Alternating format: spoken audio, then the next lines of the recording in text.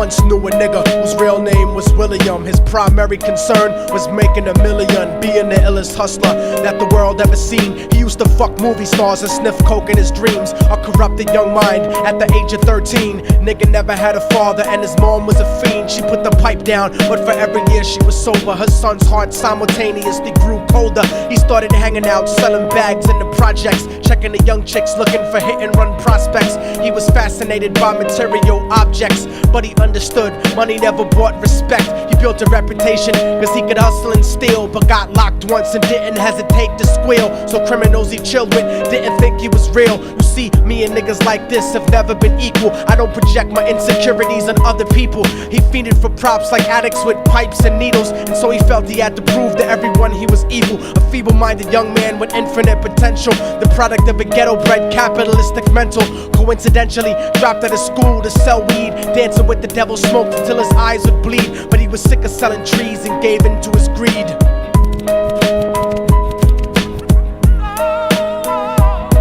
Everyone tryna be trife, never face the consequences. You probably only did a month for minor offenses. Ask a nigga doing life if he had another chance. But then again, there's always the wicked that knew in advance. Dance forever with the devil on a cold cell block. But that's what happens when you rape, murder, and sell rock. Devils used to be gods, angels that fell from the top. There's no diversity because we're burning in the melting pot.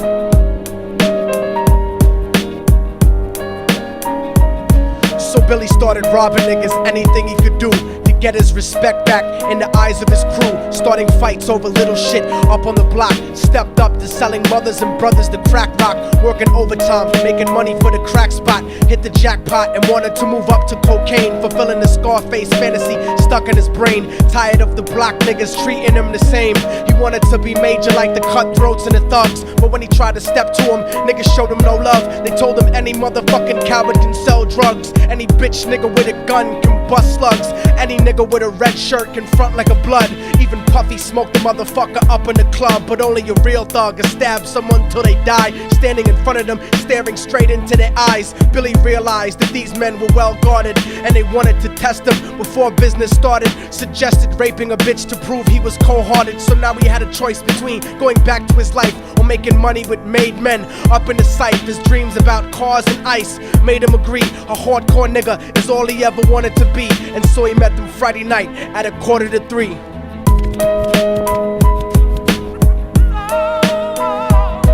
Everyone tryna be trife, never face the consequences. You probably only did a month for minor offenses. Ask a nigga doing life if he had another chance. But then again, there's always the wicked that knew in advance. Dance forever with the devil on a cold cell block. But that's what happens when you rape, murder, and sell rock. Devils used to be gods, angels that fell from the top. There's no diversity because we're burning in the melting pot.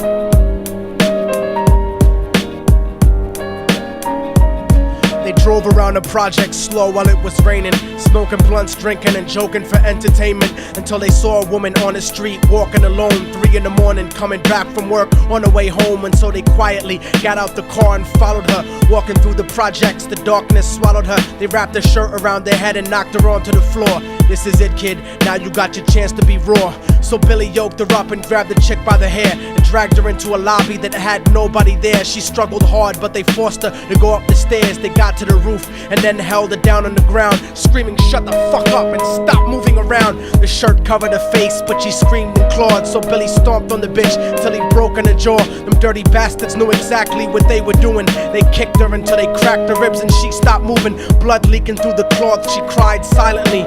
And then they all proceeded to rape her violently. Billy was made to go first, but each of them took a turn, ripping her up and choking her until her throat burned. Her broken jaw mumbled for God, but they weren't concerned. When they were done and she was lying bloody, broken and bruised, one of them niggas pulled out a brand new 22. They told him that she was a witness for what she'd gone through, and if he killed her, he was guaranteed a spot in the crew. He thought about it for a minute, she was practically dead, and so he leaned over and put the gun right to her head.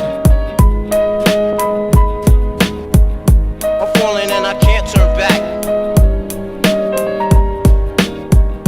I'm falling and I can't turn back. Right before he pulled the trigger and ended her life, he thought about the cocaine with the platinum and ice, and he felt strong standing along with his new brothers. Cocked the gat to a head and pulled back the shirt cover, but what he saw made him start to cringe and stutter, cause he was staring into the eyes of his own mother. She looked back at him and cried cause he had forsaken her. She cried more painfully, and when they were raping her, his whole world stopped. He couldn't even contemplate. His corruption had successfully changed his fate, and he remembered how his mom used to come home late, working hard for nothing, cause now what was he worth? He turned away from the woman that had once given him birth, and crying out to the sky cause he was lonely and scared, but only the devil responded cause God wasn't there. And right then he knew what it was to be empty and cold, and so he jumped off the roof and died with no soul. They say death takes you to a better place, but I doubt it. After that they killed his mother and never spoke about it. And listen, cause the story that I'm telling is true, cause I was there with Billy Jacobs and I raped his mom too. And now the devil follows me